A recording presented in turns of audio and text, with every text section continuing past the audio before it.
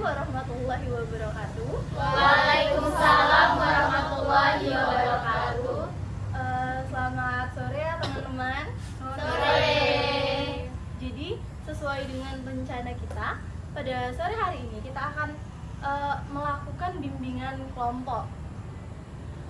Karena ini yang pertama untuk kita, jadi kita beritahu dulu, kita diskusikan dulu tentang azas-azas yang ada di bimbingan kelompok.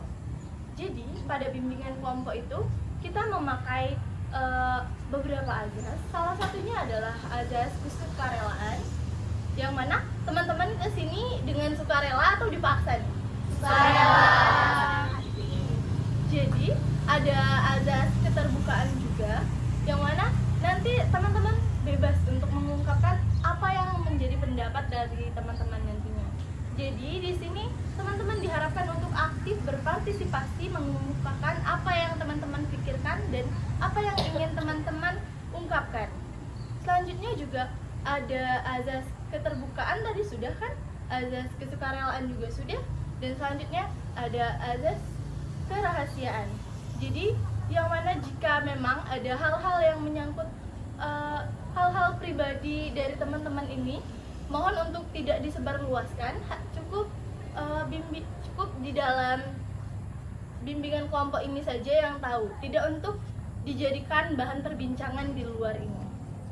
Apakah sudah mengerti dan sekiranya bisa kita sepakati azas ini? Sudah. Oke, jadi karena ini yang pertama, ada baiknya juga untuk kita perkenalan dulu.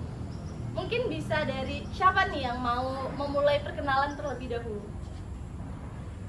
Saya deh. Boleh? Sebelumnya perkenalkan, nama saya Erna Rahmawati Hatidah, biasa dipanggil Erna. Hai Erna. Hai Erna. Ada lagi? Boleh. Perkenalkan, nama saya Uswatul Biasanah, biasa dipanggil Didi. Hai Hai. Perkenalkan semuanya, nama saya Nurul Husna, biasanya dipanggil Gus. Hai Hai Nurul. Saya perkenalkan, nama saya Wina Buseno Pamulu, biasa saya dipanggil Bima. Hai. Saya boleh? Hai teman-teman.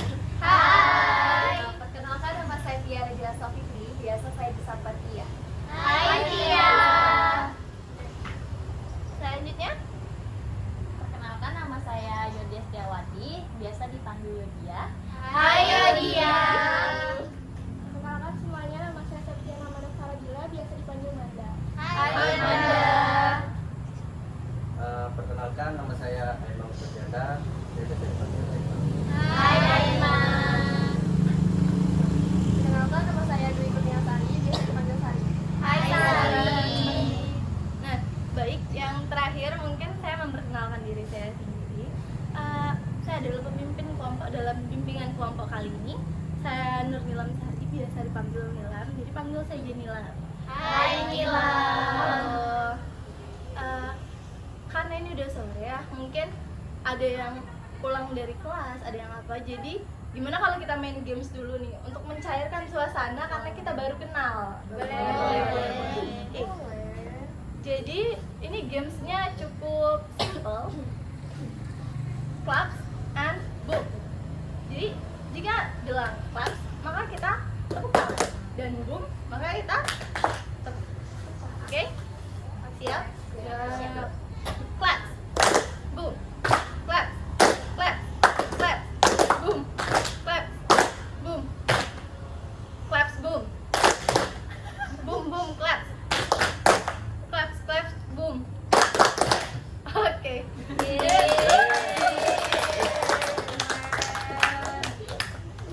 Oke, jadi karena kita sudah perkenalan, kita sudah games, jadi gimana kalau kita langsung masuk ke materi saja ya?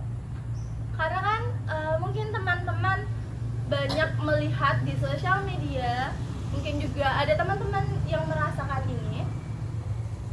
Sekarang ini marak sekali terjadi remaja, atau bahkan bukan hanya di kalangan remaja, rasanya di semua kalangan yang merasakan ini. Biasanya itu ada orang yang overthinking akibat si individu ini melihat sosial media. Contohnya saja, kita lagi scroll TikTok, terus melihat quotes-quotes yang sedih, mulai itu merasa yang, aduh ini aku banget nih, terus merasa sedih, merasa tertekan, merasa rendah diri. Kira-kira menurut teman-teman apa sih sebenarnya overthinking itu? Boleh? Overthinking itu adalah suatu hal yang menimbulkan dalam pikiran dan berlaku. Jadi menurut Aiman, overthinking itu adalah sesuatu yang dipikirkan dengan berlebihan dan diulang-ulang. Ada lagi yang berpendapat? Boleh, apa saja yang mau diungkapkan? Boleh. Tadi terkait menambahkan dari pengertian overthinking, bisa jadi overthinking itu tidak hanya berlebihan tapi sesuatu yang sebenarnya faktanya tidak terjadi sebenarnya. Ya, berarti ini selaras pendapatnya. Menurut Wina tadi, berarti itu tuh hal yang belum terjadi, tapi sudah dipikirkan secara berulang-ulang. Ibaratnya mereka itu punya kecemasan tersendiri terhadap sesuatu yang nantinya akan terjadi. Apa ada lagi yang mau berpendapat nih tentang overthinking? Ya. Boleh? Seperti yang dijelaskan sama Wina tadi, itu perasaan yang belum pernah terjadi. Nah, tapi di kalangan umum overthinking itu biasa masalah tentang pasangan. Nah, itu seperti punya masalah ini terus melihat tweets yang lewat, oh ini aku banget ya, oh ini kayaknya aku, oh ini masalah aku, gitu. Nah, jadi apa yang teman-teman sampaikan itu sangat benar ya. Karena realitanya kita semua pasti pernah merasakan overthinking.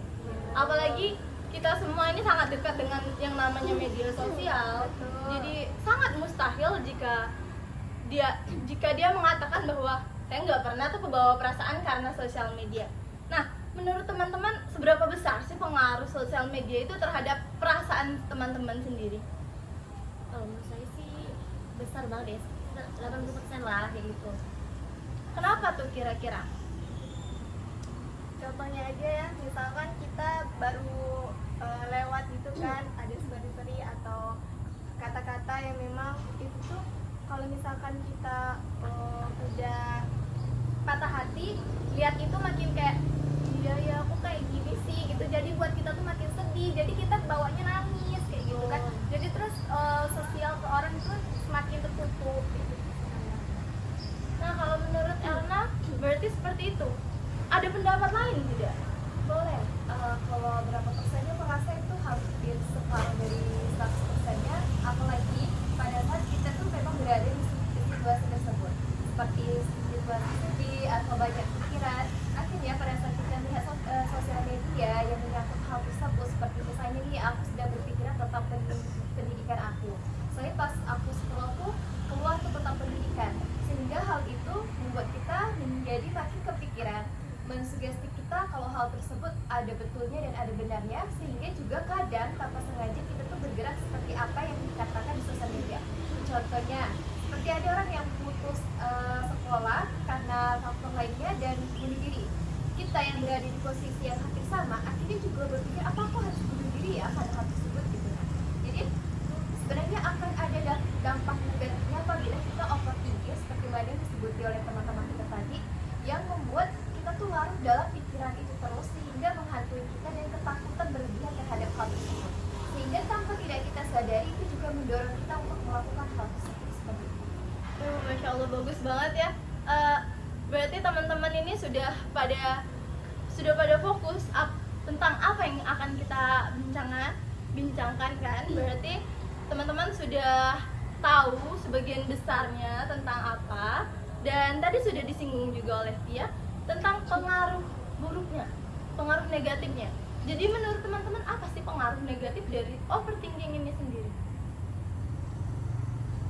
Jadi boleh dikemukakan apa yang sekiranya dipikirkan atau mungkin pernah dirasakan. Boleh. Mungkin dari pengaruh buruk dari sosial media tadi seperti yang sudah disampaikan oleh Kak Tia tadi, jadi kita tuh sering berlarut-larut gitu. Nah, jadi kita nggak bisa fokus sama apa yang, karena kan sebenarnya tadi kalau overthinking itu belum tentu terjadi terjadi di dunia nyata gitu kan, belum kenyataan sebenarnya terjadi. Nah jadi kita tuh mensugesti diri kita kan kayak aku takut ini terjadi gitu, padahal ini belum terjadi kan. Jadi kita tuh nggak bisa berfokus pada kenyataannya, kita cuma berfokus sama sugesti kita tadi. Jadi kita nggak fokus ngejalani hari-hari kita, ngejalani kegiatan kita. Ya berarti kan pengaruh negatifnya tidak hanya tentang pikiran kita, juga berdampak terhadap kegiatan kita sehari-hari. Menurut Manda, apa nih pengaruh negatif yang mungkin sangat akan dirasakan jika kita overthinking?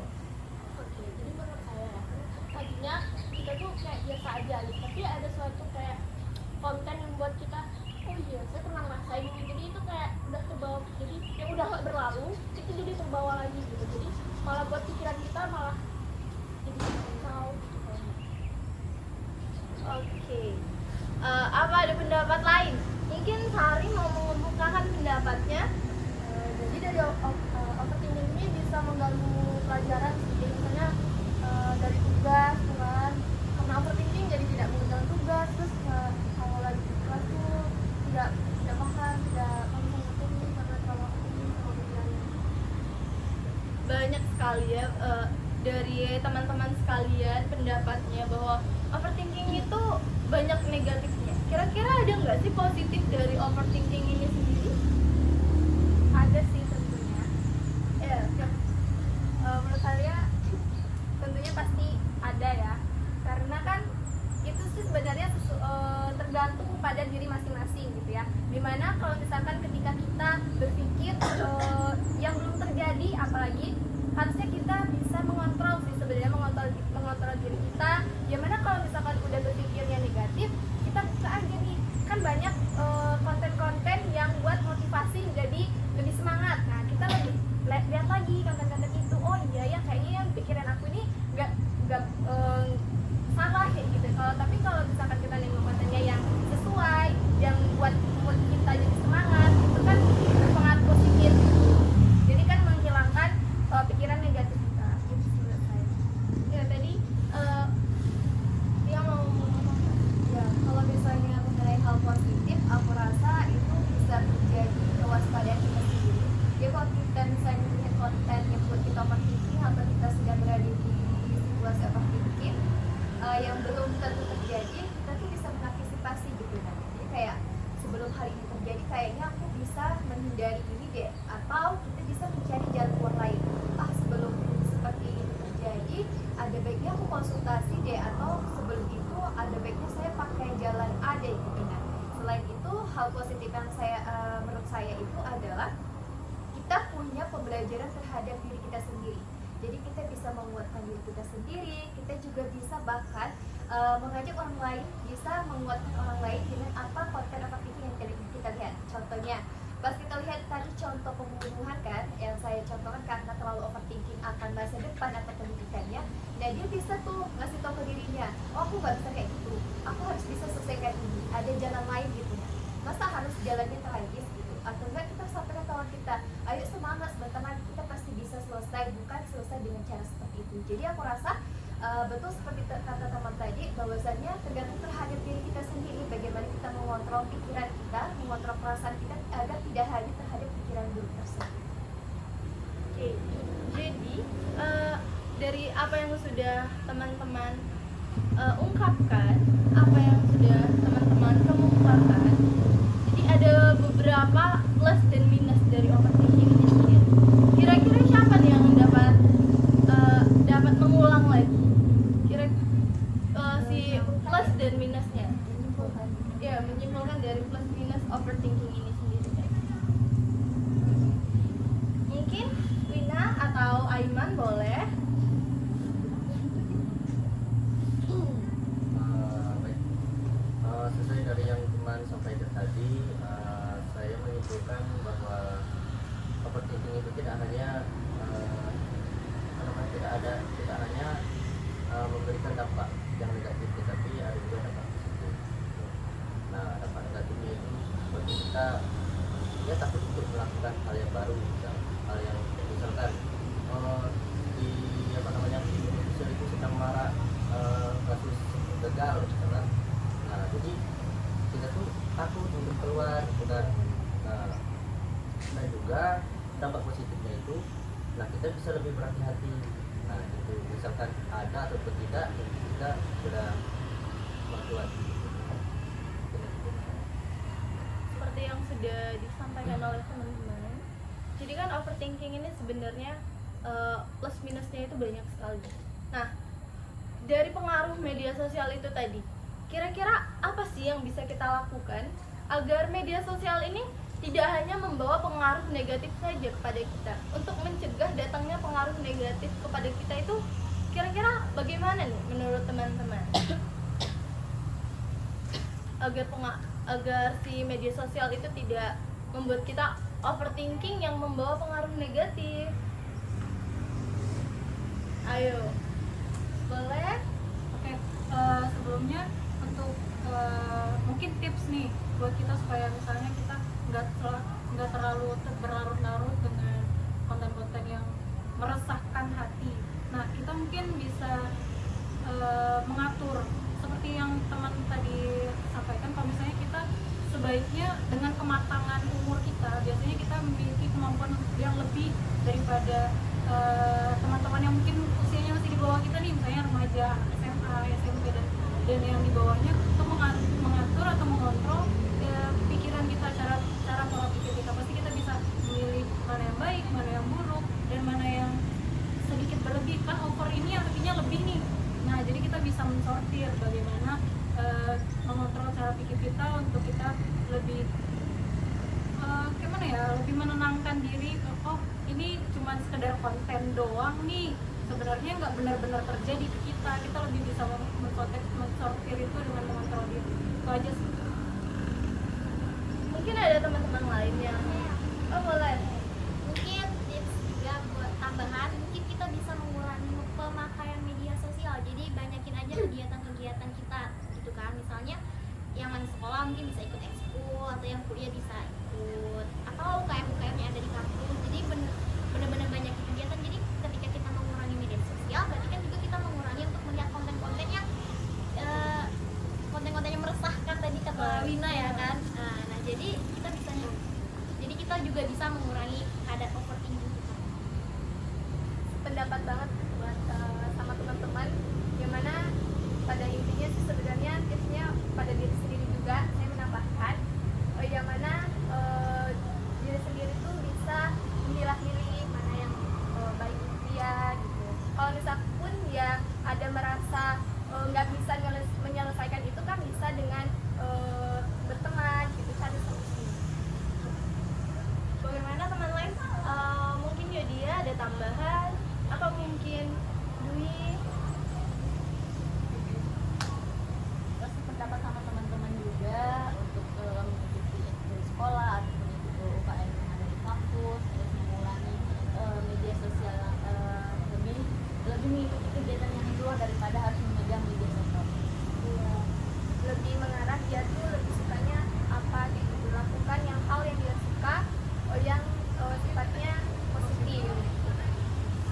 Boleh tambah nggak? Boleh. Terus juga boleh juga nih kita ngatur manajemen waktu. Jadi buat diri sendiri gitu. Misalnya dia tadi mengurangi ketika banyak kegiatan, kita bisa manajemen waktu. Jadi mengurangi media sosial. Kira-kira dari semua yang sudah kita ungkapkan hari ini, yang sudah kita bahas hari ini, ada nggak sih yang bisa menyimpulkan, membuat kesimpulan dari keseluruhan apa yang sudah kita bahas hari ini? Ayo, mungkin bisa dari Manda atau bisa dari Dwi, atau mungkin Sari mau selamat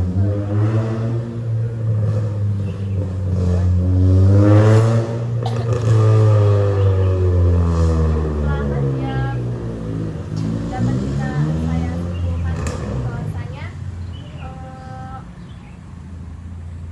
boleh nggak diulang untuk yang mau sertifikat dia ini? Mungkin dapat saya simpulkan bahwasanya dalam overthinking ini kita harus bisa mengontrol diri kita, yang mana kita bisa memilih yang mana yang baik dan buruk untuk diri kita sendiri tentunya. Dan kita juga bisa seperti tadi Husna mengatakan adanya manajemen waktu gitu. kita lakukan aktivitas-aktivitas yang positif, yang lebih produktif tentunya untuk diri sendiri. Berarti kan sudah disimpulkan oleh teman kita bahwa overthinking dari media sosial itu tadi itu bisa kita atasi, bisa kita tanggulangi dengan cara kontrol diri.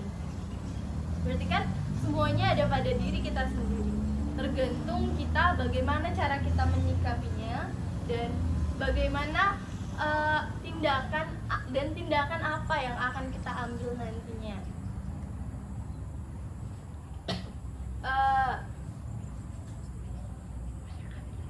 Kan dari kontrol diri sendiri itu tadi. Nah, dari sepanjang kita berbincang, kita melakukan bimbingan kelompok, kira-kira apa yang sudah kita dapatkan? Atau mungkin apa nih yang teman-teman rasakan dari selama pertemuan kita yang pertama ini? Siapa yang mau mengemukakan terlebih dahulu? Boleh? Sebelumnya saya mengucapkan terima kasih karena sudah mengarahkan kami ke dalam dunia kelompok ini. Di sini aku rasa juga dapat teman-teman ngobrol dan aku merasa pasti teman-teman semua merasakan fase overthinking ini, apalagi di usia ini. Aku rasa saya dengan kegiatan bimbingan kelompok ini lebih terbuka pemikiran saya tentang bagaimana mengarahkan diri sendiri, mengontrol diri terhadap dampak negatif dan positif dan apa yang perlu saya dapatkan. Selain itu, saya rasa teman-teman juga di sini juga cukup antusias untuk mendengarkan dan berbagi tentang apa yang mereka rasakan dan pandangan mereka tentang overthinking terhadap sosial media.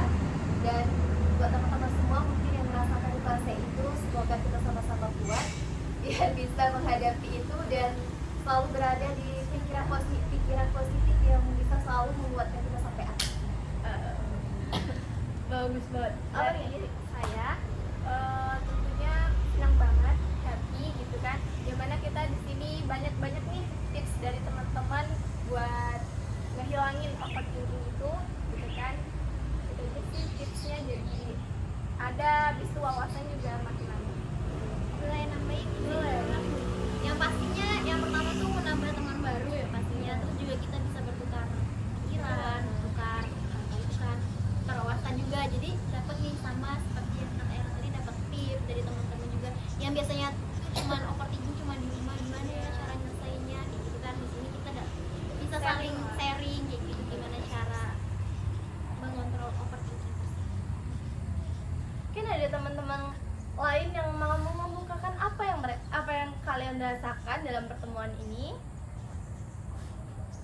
atau cukup? Saya rasa cukup ya. Karena ini adalah pertemuan pertama, mungkin jika teman-teman mau, kita akan mengadakan pertemuan selanjutnya dengan topik yang akan kita bahas di grup kita nanti ya. Akan kita bahas selanjutnya tentang topik dari pertemuan selanjutnya. Karena sudah sore juga, mungkin kita akhiri sampai sini. Oh ya, sebelum kita pulang ada baiknya juga kita berdoa terlebih dahulu demi keselamatan kita. Mungkin Aiman boleh dipimpin doanya.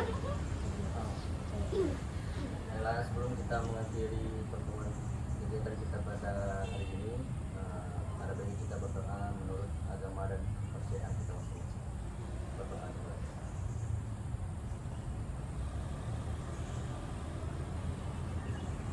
Doa selesai.